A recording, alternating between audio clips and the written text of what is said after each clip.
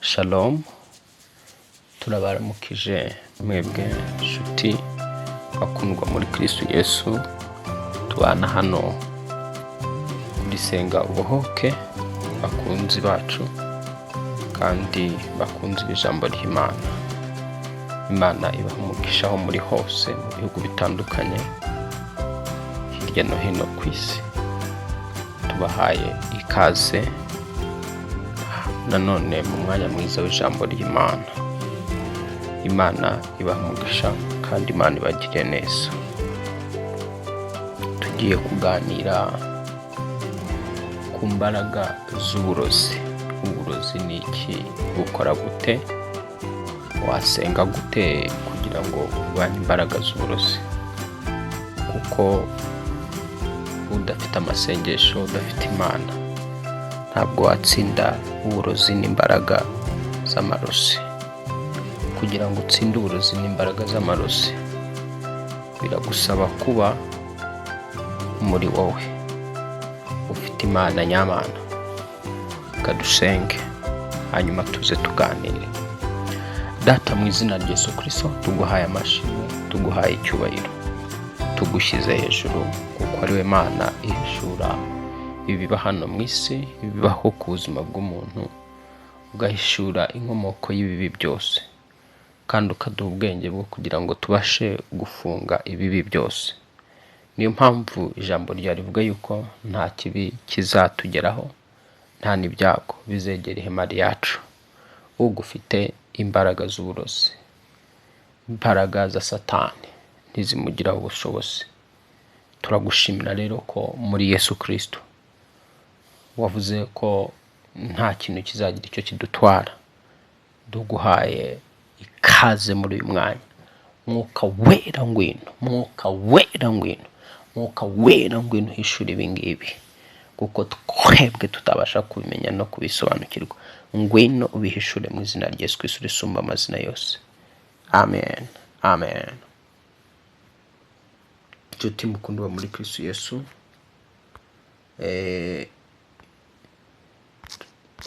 ugomba gusobanukirwa byinshi biba ku buzima bwawe. Byinshi biba ku buzima bwawe biterwa n'umwanzi Satani, ariko kugira ngo abikore bisaba kugira ngo bice mu mbaraga z'uburozi. Uburozi buboneka muri Bibiliya inshuro 16. Ijambo uburozi riboneka mu inshuro 16. Narababwiye ngo iyo Bibiliya ivuga ikintu inshuro zirenga 3, ibishaka kugira ngo tukimenye ko kibaho. Ijambo uburozi rero mu isezerano rya kera riboneka inshuro 14, mu isezerano rishya rikaboneka inshuro 2. Bigaragara rero ko n'Imana izi ko uburozi buriho. Mwuka wera akaba ahishura ko uburozi buriho. Ni ngombwa rero kumenya uburozi icyo ari cyo. Uburozi ntabwo ari kiriya mureba. Mu burozi, uburozi buzana urupfu.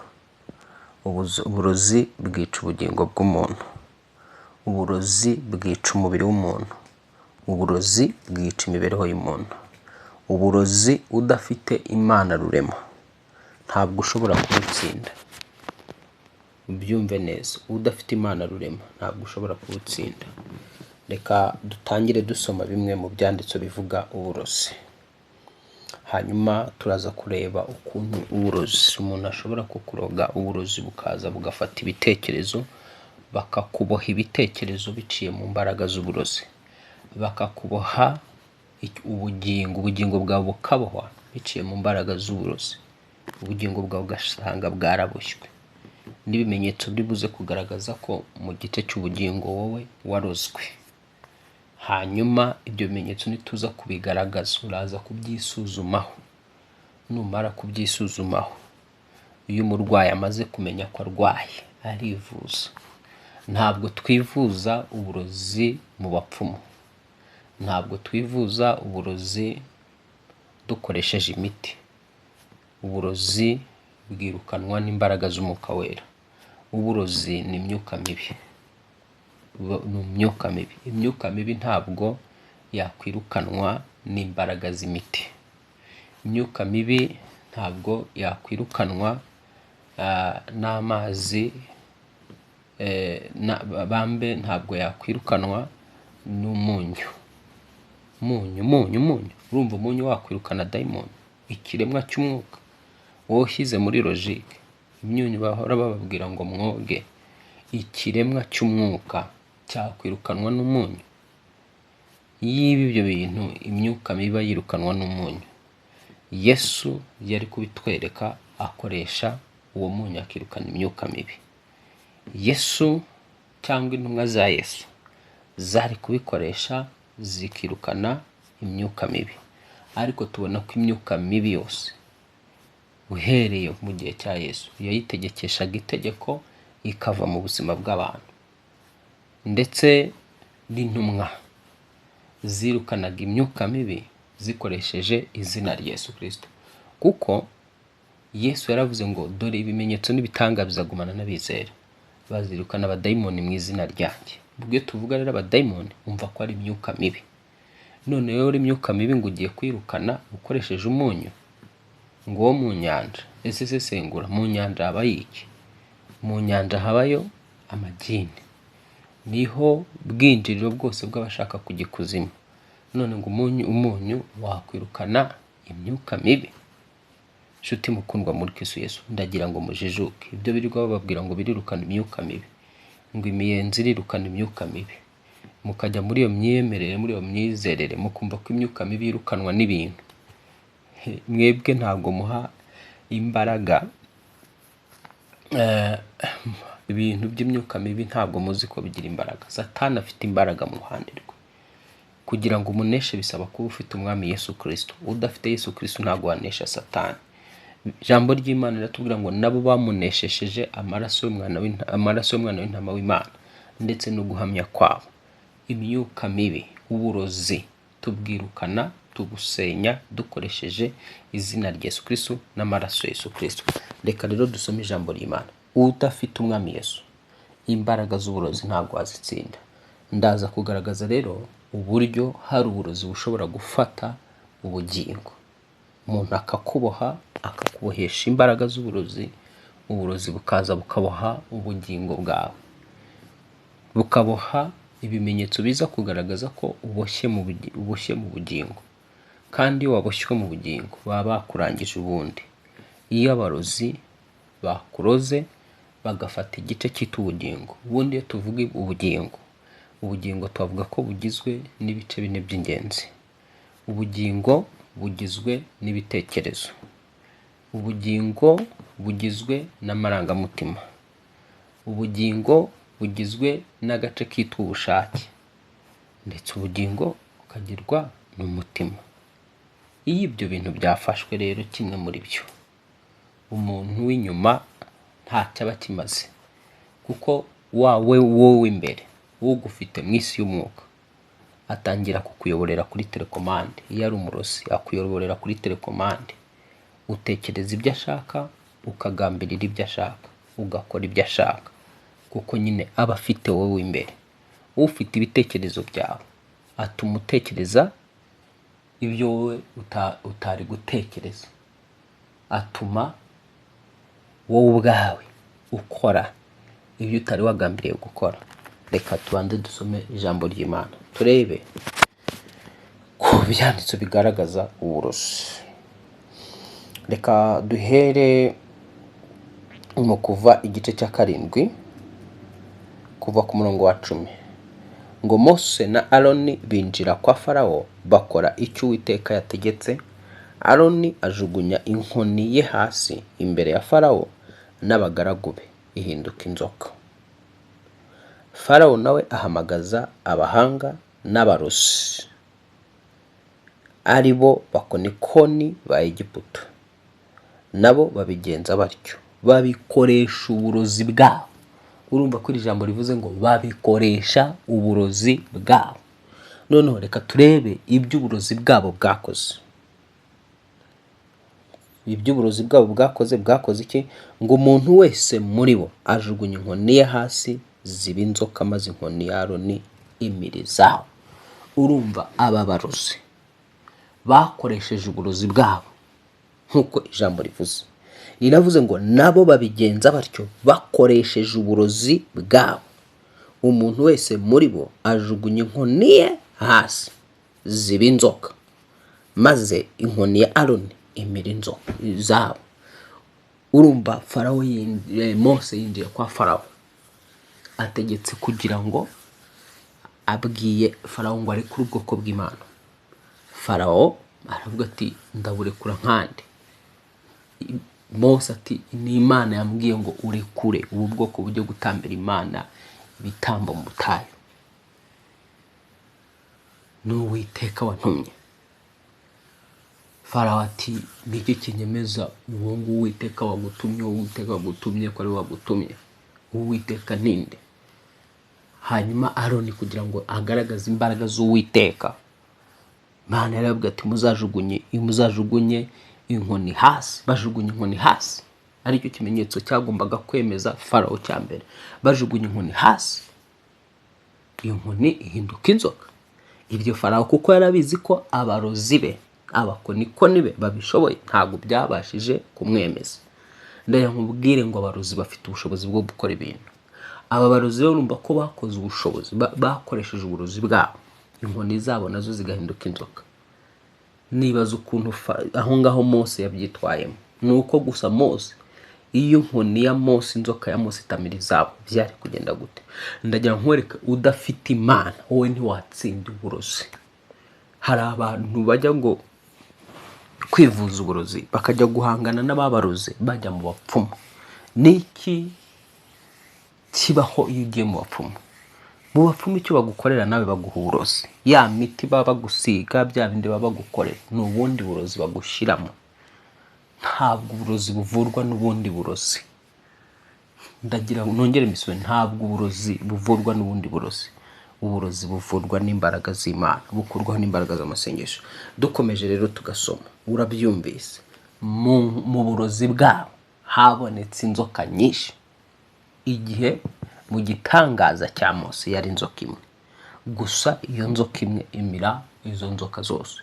Bikwereka kandi bikwigisha ko imbaraga z'Imana nizo zonyine zibasha kumira imbaraga z'uburozi. Ntabwo ari imbaraga z'uburozi ujya gucisha mu bapfumu. Buri ugiye kwivuza mu bapfumu, umurozi niho aba yarakurogeye. Kandi ugomba kumenya ko umurozi acisha amarozi ku mupfumu, ubundi umurozi acisha amarozi ku mupfumu. Noneho rero sasa ugiye kwirogoza cyangwa se kwivuza ku mupfumu ari utanga amarozi. Mwafungutse, mwakinguse ku maso. Ikibaho rero nta kindi, wa mupfumu akurundamo ubundi burozi. Reka tuva aho ngaho. Uburozi menya ko ari umwuka.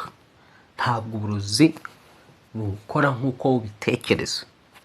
Uburozi bukora ibiruta ibyo utekereza. Tubonye uburozi bukora inzoka nyanzoka zikagenda. Ushobora kubona mu nzu yawe ibintu bigenda mu nzu yawe, ukabona za Maria Jose, wowe ukibwira ngo ni Maria Jose zisanzwe, kumva ari Maria Jose zakozwe n'abarozi, zoherejwe n'abarozi mu nzu yawe. Ushobora kubona imbeba nyambeba, ugatega ugafata. Ubwo ntangiye kugaragaza ibimenyetso bishobora kukwereka ko wowe no mu nzu yawe uterwa n'iki? N'imyuka mibi, urogwa n'abarozi. Ukabona za Maria Jose ukigira ngo ni Maria Jose zisanzwe, kumbe ni Maria Jose zakozwe n'abarozi, zoherejwe n'abarozi mu nzu yawe.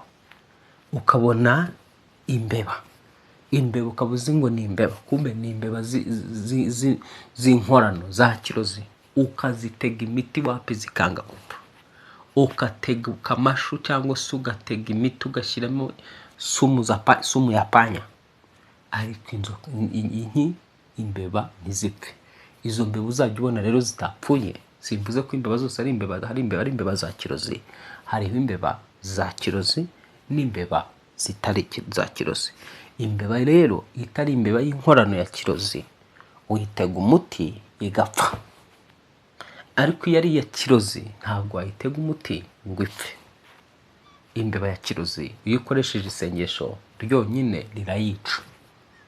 Reka dukomeze. Za Mariya Jose ari Mariya Jose za kirozi wazitega imiti nazo zikanga gupfa, ukazifuhera umuti ntizipfe, ariko wakoresha isengesho ntizongere kugaruka mu nzu yawe. Ibirya sukari bishobora kuza ari ibiki?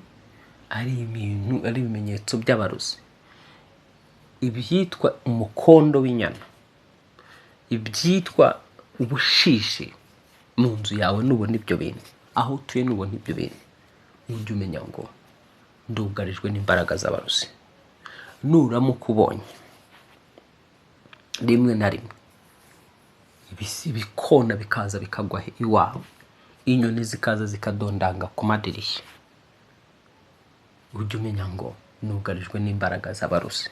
Izo mbaraga z'abarozi zibasha kumirwa n'imbaraga z'Imana.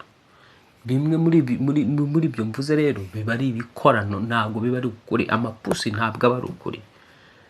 Nitunsoza iki kiganiro nzagaruka mvuge ubusobanuro bw'ipusi mu mwuka, uburozi iyo warogewe mu ipusi ni iki kiba, iyo warogewe mu nyoni ni iki kiba. Ejo nzabivugaho. Iki kiganiro ningisoza, iki kiganiro bizakora iki kiganiro, uzagikurikirana uzamenya byinshi hano kuri iki gicaniro, none umenye n'ukuntu ugomba gusenga. Tubonye rero abarozi babasha gukora inzoka. Ubwo turabibonye hano mu ijambo ry'Imana ko bakoze inzoka. Inzoka wibuke ibingibi byakozwe nyuma y'imyaka irenga 3000 ishize, abarozi bafite ubwo bushobozi bwo gukora ibyo. Noneho niba ubona turi nyuma y'imyaka 3000 abarozi barakoraga ibyo, muri iki gihe cyane uribwira ko bakora ibimeze bite? Bakora ibirenze ibyo. Nk'uko ubona isi yacu yateye imbere kuruta iyo muri icyo gihe, ikoranabuhanga rikaba rihari rigwiriye, menya ngo abarozi muri iki gihe bakora ibirenze ibyo ngibyo. Imana y'amahoro igufashe iguhe guhumuka mu izina rya Yesu, hanyuma wambara imbaraga z'ubumana kugira ngo ubashe kugira gute, ubashe gutsinda imbaraga z'amarozi. Reka twihute dusome nanone aho ngaho mu Kuva igice cy'8 umurongo wa mbere kugeza kwa 8. Turacyareba abarozi uburyo bashobora gukora bimwe mu nyama, bimwe mu bikoko bigenda. Ukibwira ngo uzajya ubona buri gikoko cyose, ntukibwira ngo nuko icyo gikoko kiri ari igikoko nyakuri. Reka ariko dusomye 22 ngo n'abakonikoni b'Abanyegiputa bigenza batyo bakoresheje uburozi bwabo, umutima wa Farawo uranangira ntiyumvira Mose na Aroni uko Uwiteka yari yavuze. Urumva abakonikoni bakumaraga gukora, bagakora ibintu bakoresheje uburozi. Nuvuga ngo rero uburozi bw'abarozi bushobora kuvamo ibintu byinshi. Noneho reka dutome Kuva igice cy'8.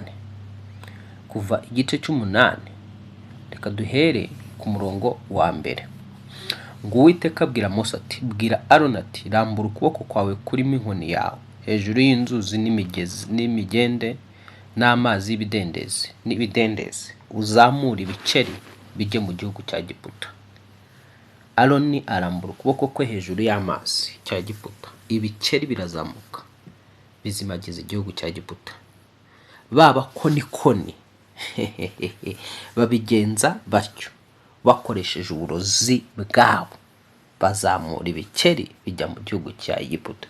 Kumbe abakonikoni bazamuye ibikeri nabo byuzura mu gihugu cya Egiputa. Urumva imbaraga ngo babikoresheje iki? Uburozi. Bazamura.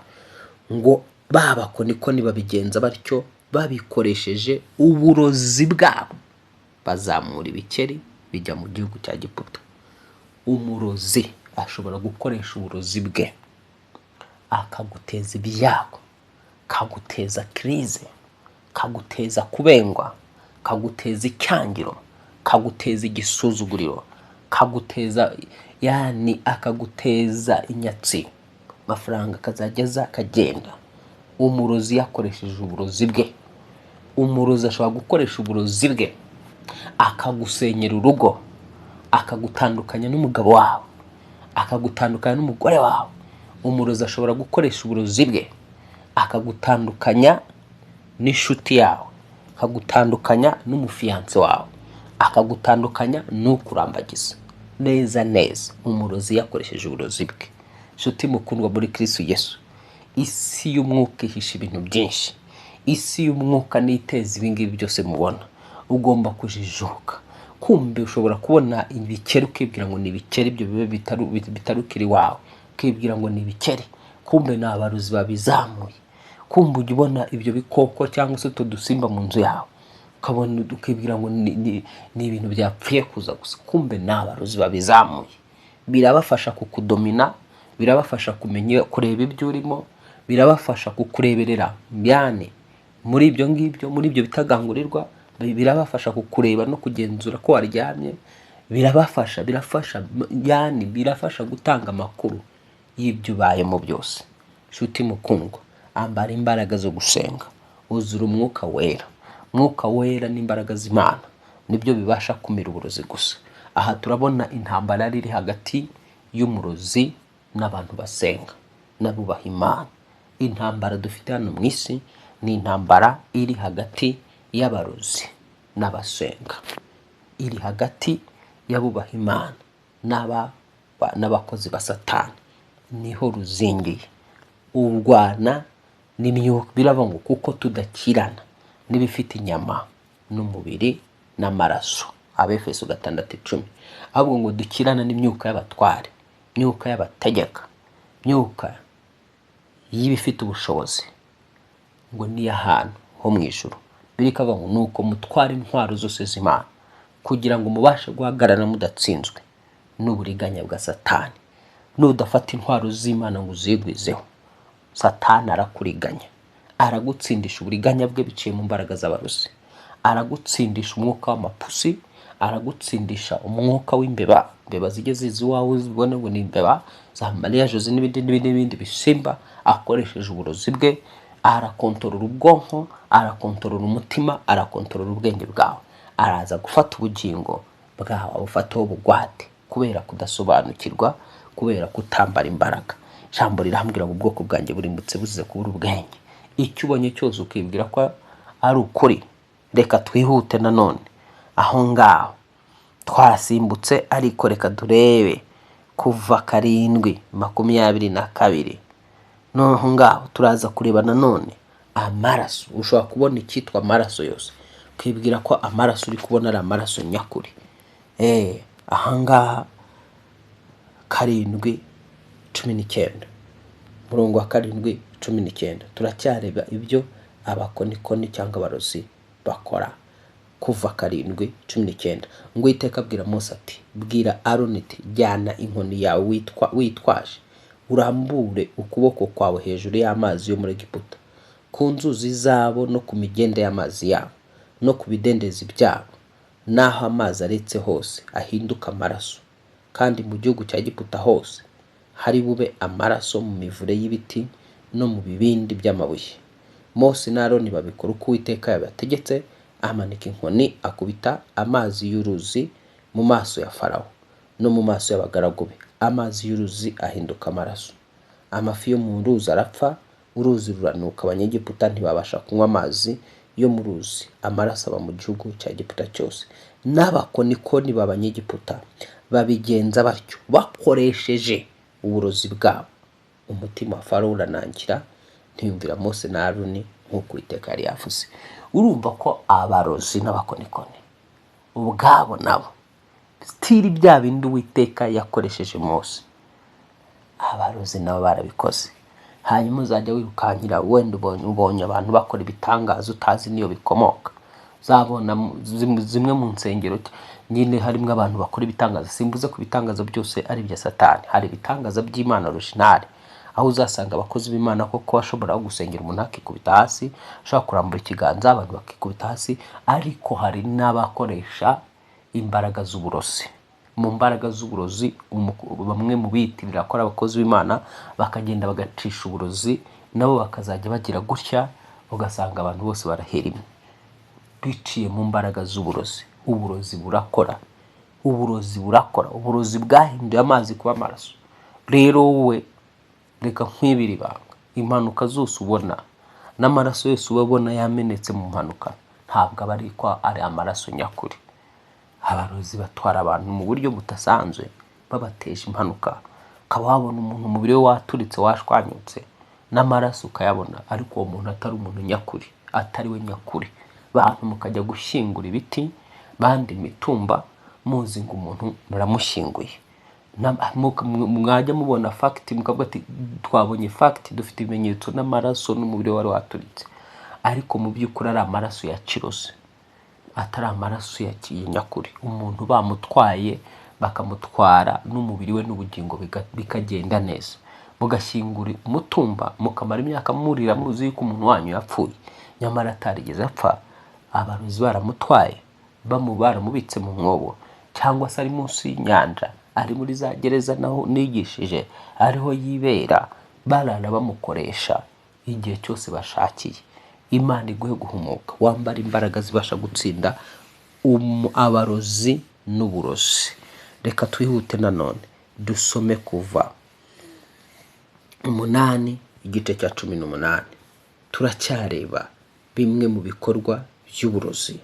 Kuva 8:10, Kuva 8:18 n'umurongo wa 18.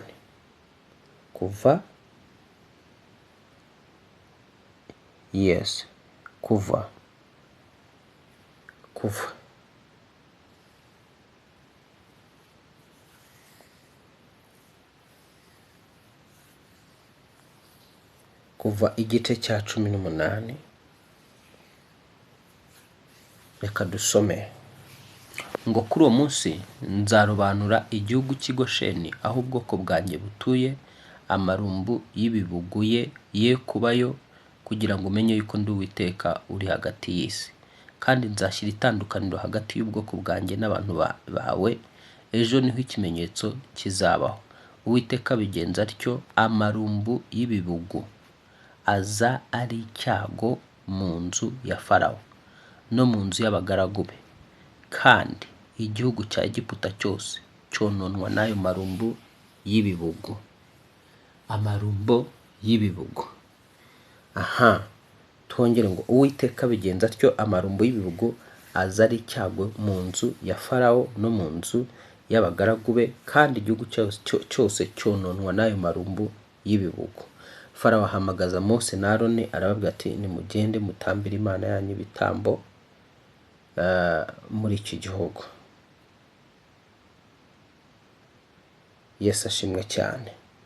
Urumva ko igitangaza cya nyuma cyananiye abarozi ni iki ngiki cy'amarumbu y'ibibugu, ibyo yise ibibugu. Nicyo gitangaza abarozi bageze aho ngaho batangira kunanirwa, ngo ntibaba bagishobora nabo ubwabo gukora iby'abakozi b'Imana bakoraga. Ariko byibuke ko aba bantu natangiye nkubwira ngo imbaraga z'Imana zonyine nizo zibasha guhagarika imbaraga z'uburozi, nizo zibasha guhagarika imbaraga za kirozi n'uburozi bwose. Ntabwo imbaraga z'umupfumu zibasha guhagarika imbaraga za kirozi. Ntabwo umupfumu yakwirukana, ntabwo Satani ubwe ku giti cye yakwirwanya. Umupfumu niwe abarozi bacishaho uburozi. Kandi igitangaza, iyo watangiye kujya mu bapfumu ujya umenya ngo nawe wagiye gucisha uburozi, ubwo watangiye kwinjira mu nzira za kirozi. Ibyo ngibyo rero nta nubwo birakaza Imana cyane. Ntabwo nk'uko Imana ubwayo yavuze ngo abapfumu n'abarozi ntibakabure kwicwa. Noneho rero ubwo iyo watangiye nawe kubajyamo, nuvuga ngo nawe uba wabaye iki? Umufatanyabikorwa w'abo bapfumu. Aha mu Balewi igice cya 19 umurongo wa 31 handitswe ngo ntimugahindukirire abashitsi cyangwa abapfumu, ntimukabashikishe, ntimukabaraguzeho ngo mubiyandurishe, ndi Uwiteka Imana yanyu. urumva uko Imana ikubuza wowe ubwawe kujya mu bapfumu, kujya gushikisha, kujya kwivuza. Imana ikubuza ikintu nuko ibizi yuko wagihuramo n'ingaruka, ibizi yuko cyakonona. Kubw'urukundo rwayo rero igafata ibyemezo ikavuga ati mwana wanjye ntugakore ibi, ntugakore ibi, ntukajye muri ibi, ntukajye muri ibi, kuko igukunda. Ntabwo kubera igukunda rero ntabwo iba yifuza ko ibyo bintu wabijyamo, kuko izi yuko byakwica. Nta kintu Imana itubuza itabikoreye mu rukundo. Imbaraga rero z'uburozi, iyo baroze ubugingo, barafashe igice cy'ubugingo, gufata igice cy'ubugingo, iyo bagufashe ibitekerezo, iyo batatse ibitekerezo byawe ari byo batangiye kubidomina, utekereza ibintu gusa bikubabaza, uhora wibuka ibyahahise gusa, kandi mu bitekerezo byawe ntugira aho ubona igisubizo.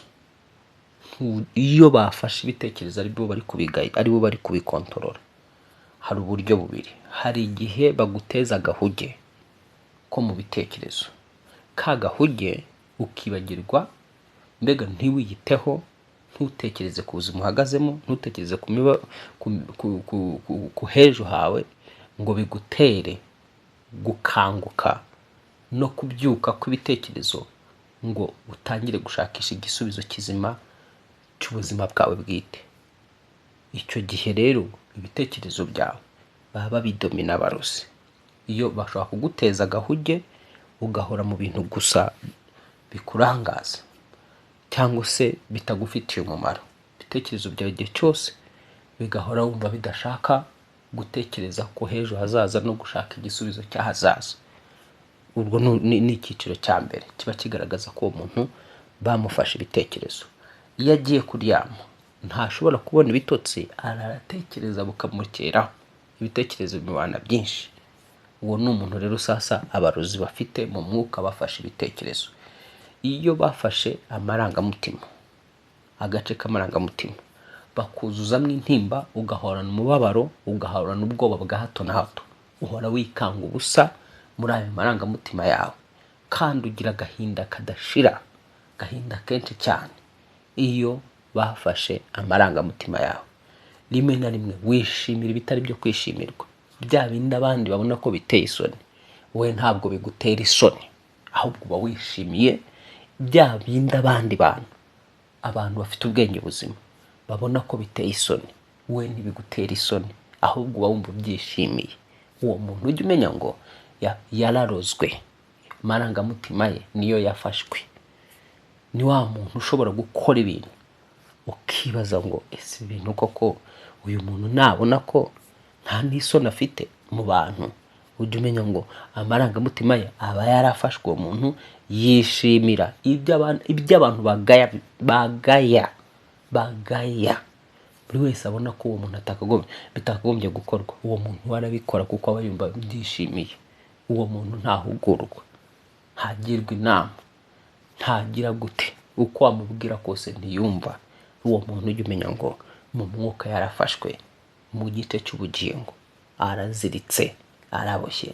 Ibindi gatatu, mu cyitwa ubushake, ni umuntu ushobora guhora agambirira kugira icyo akora ariko ntagikore, aragambirira ntakore, ntamenya kwifatira ibyemezo, cyane cyane ibyemezo byiza. Niyo afashe ibyemezo afata ibyemezo bibi, ashobora kwiyahura. Uwo muntu baraza bakamwinjiramo, bakamuteza intimba n'agahinda, bakamutegeka bati iyice, kubaho ntacyo bimaze. Uwo muntu ni ukuvuga ngo baba bafite ako gace kitwa ubushake mu gice cy'ubugingo bwe, babukontorora, bumva bashobora kumutegeka bati genda, ugasanga mu biyobyabwenge, akisanga mu biyobyabwenge, akisanga mu nzoga adatekereza n'ejo hazaza. Ujye umenya ngo uwo muntu ubugingo bwe burarogetse, mu bushake bwe bufitwe n'imbaraga z'umupfumu, bufitwe n'imbaraga z'umurozi. Ni ukuvuga ngo uwo muntu ashobora gutangira umushinga runaka cyangwa igikorwa runaka ntagisoze kandi ukabona ntacyo bimubwiye, ntibimubabaje. Ikintu niba mbega agatangira ikintu ukabona ntabwo ababajwe nuko atagishoje, ntabwo ababajwe nuko atageze ku ntego, rero uwo muntu nta kintu yitaho muri make, ntabwo atangira ibintu ngo abisoze, ariyemeza ntakore, arasezeranya ntashyire mu bikorwa, aba ari umuntu gutyo. Ujye umenya ngo uwo muntu ubugingo bwe buraboshye, ubugingo bwe buraziritse. Icyo akeneye uwo muntu, akeneye umwami Yesu Kristo. Yesu rero nawe yavuze ku ki? Yavuze ku mbaraga z'uburozi, yarazivuzeho abantu batazi. Ubwo burozi rero ejo tuzavuga ubwo burozi uko bwitwa, cyane cyane bufata ku bugingo, uburozi bufata ku bugingo. Ahangaha urabyumva ko Yesu yavuze mu Byahishuwe mu gice cya 18 n'umurongo wa 23 ngo umucyo witabaza ntuzaboneka muri wowe ukundi, kandi ijwi ry'umukwe n'iry'umugeni ntazumvikana muri wowe ukundi. Abatunzi bawe bari abakomeye bo mu isi, kuko amahanga yose yayobejwe n'uburozi bwawe. Urumva ko uyu ni Yesu wivugisha, arimo arasobanura. Hanagaragaje ko mu burozi bashobora gukoresha uburozi bukakuyobya neza. Urumva rero uburozi buyobya umuntu. Mu burozi abarozi bashobora kugushyingira umugore n'ukuri, bakuyobeje bakagureza neza, ugasanga ushingiye umugore uzica destination yawe, cyangwa ugashyingirwa umugabo uzica hejo hawe hazaza. Bakoresheje uburozi bayobya destination yawe, ukajya muri domaine itari yawe biciye mu mbaraga z'uburozi. Kuko abazi ngo nitumushyira muri domaine itariye nta mugisha azabona. Nitumujyana umwana akajya kwiga ibyo atazakora mu buzima, cya gihe cyose azaba yaramaze ku ntebe y'ishuri kizamubera imfabusa. Bakakoresha uburozi bakayobya mind y'umuntu. Uburozi burayobya, buyobya imyumvire, buyobya imitekerereze, bufunga n'iki, bunangira n'umutima. Farawo yagiye anangirwa umutima, ariko anangiwe n'ibyo yabonaga abakonikoni bakora, bigafunga umutima we, bituma ateza ibyago igihugu cyose, bituma ateza ndetse n'imfura yiwe bigenderamo, bitewe n'ibyo abarozi bakoraga, bikagenda bikanangira umutima. Abantu ba mu nsengero rero zirimo amarozi nk'ayo ngayo nyine, zirimo abitwa ko ari abakozi b'Imana ariko atari abakozi b'Imana, babarozi ntabwo ushobora kubaburira ngo bemere. Ibitangaza bya kirozi ntibabasha kubisobanukirwa kuko biba byarabahumye amaso. Hari ibitangaza by'Imana nyakuri yaremye ijuru n'isi ikora, bigakorerwa muri Yesu Kristo biciye mu mwuka wera. Ibitangaza bikorwa n'umwuka wera ni ibitangaza bizana ubuzima, ni ibitangaza bizana kubaho, indwara zigakira, impumyi zikareba. Hasi nk'ibitangaza ujya kubona ukabona umuntu asa nk'uteye baro, abantu bakadandabirana bakagwa hasi. Urumva ibyo bitangaza birimo ubuzima? Urumva ibyo bitangaza birimo imibereho? Hari ibirangaza rero mubona, njye mbyita ibirangaza biba mu nsengero hirya no hino, ariko ibyo birangaza ari ibintu by'ubukonikoni, ari ibintu by'ubupfumu, ari ibintu birangaza abantu kugira ngo abantu binjire mu irimbukiro. Humuka mu izina rya Yesu Kristo. N'ibyo myizerere rero abantu bagendaga bafata ngo imyunyu yo mu nyanja, ngo yirukana abadayimoni, ngo yirukana inyatsi, bandi bati, ugasanga mbega inyigisho ziri hanze ahangazo ngo bimera n'ibiki byose ngo byirukana imyuka. Ninde wakuroze? Kuko imyuka uzi yariyo, imyuka ntabwo yirukanwa n'ibintu bigaragara. Imyuka ntirukanwa n'ibintu bifatika. Imyuka yirukanwa n'undi mwuka. Icyitwa umwuka cyirukanwa n'undi mwuka. Imyuka mibi yirukanwa n'umwuka wera. Imana iguha amahoro, Imana iguha umugisha, Imana ikwambika imbaraga, Imana iguhe kujijuka. Zopetese kiriya horia, ndagusengera kano kanya ubaye wari wararozwe mu mbaraga z'umwuka wera, ubwo burozi bukuvemo, ubwo burozi bukurekure katika jina la Yesu. Ubaye wararozwe, ubwo burozi bukurekure, ubwo burozi uburuke, uburi mu bugingo bukuvemo mu izina rya Yesu Kristo, uburi mu bugingo bukuvemo mu izina rya Yesu Kristo, ubufasha amarangamutima bugafata ibitekerezo bukurekure mu izina rya Yesu Kristo, ubufasha imyumvire n'imitekerereze yawe bugusokemo mu izina rya Yesu Kristo, ubwacengeye mu nyama no mu magufwa bukaba butuye mu nyama no mu magufwa yawe busokemo mu izina rya Yesu Kristo wabambwe agapfa kazuka. Urakoze mwami, tuguhaye amashimwe, tuguhaye icyubahiro, tugushyize hejuru kuko uri Imana irogora. Waduhaye amaraso Yesu Kristo, uduha izina rya Yesu Kristo, uduha ijambo kugira ngo biturogore. Urakoze kudukirisha izina ryawe Yesu Kristo, ukadukirisha amaraso yawe, ukadukirisha n'ijambo. Amashimwe n'icyubahiro bibi byawe ndetse iteka n'iteka ibihe byose bidashira. Amen, amen, amen. Nshuti mukundwa, ngibyo ibintu bikiza imbaraga z'uburozi bw'umwuka. Imbaraga z'uburozi bw'umwuka ubukizwa n'imbaraga z'ijambo ry'Imana, n'imbaraga y'amaraso ya Yesu Kristo, n'imbaraga y'izina rya Yesu Kristo. Ibyo nibyo bikiza imbaraga z'uburozi. Bisaba rero kugira ngo udafite Imana ntabwo watsinda umurozi.